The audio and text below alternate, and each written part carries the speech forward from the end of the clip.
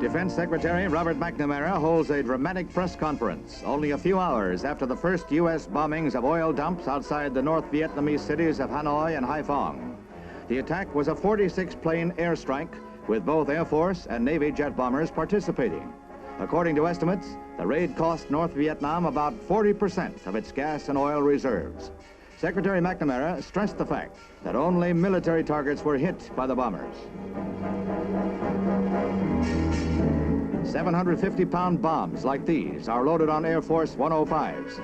Hanoi claims 7 planes down during the raid, but only 1 Thunder Chief jet was lost. Intelligence reports showed that Haiphong handled about 95% of all North Vietnamese petroleum imports, while Hanoi was the key distribution point. The raids represented an escalation in the air war and were the closest ever to Haiphong and Hanoi. The bombing raid was kicked off by 4 flights of Navy jets, which streaked from the carrier Ranger here and the Constellation. Navy pilots reported only feeble anti-aircraft fire, and they estimated that 80% of the target was destroyed. Their on-target bombing penetration took only 8 minutes. Secretary McNamara explains the reason for the stepped-up air strikes.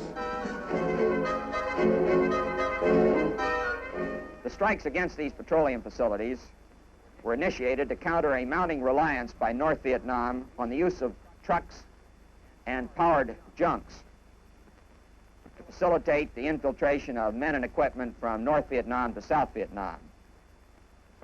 All Navy and Air Force pilots participating in these strikes were specially briefed by their commanding officers on the importance of avoiding civilian and build-up areas.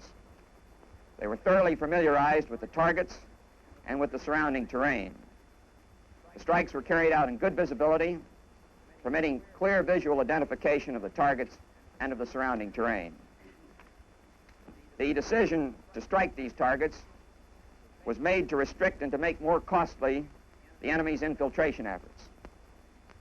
We believe this essential to help safeguard the freedom of South Vietnam and to save the lives of those South Vietnamese, Americans, Australians, New Zealanders, and Koreans who are fighting to ensure that freedom.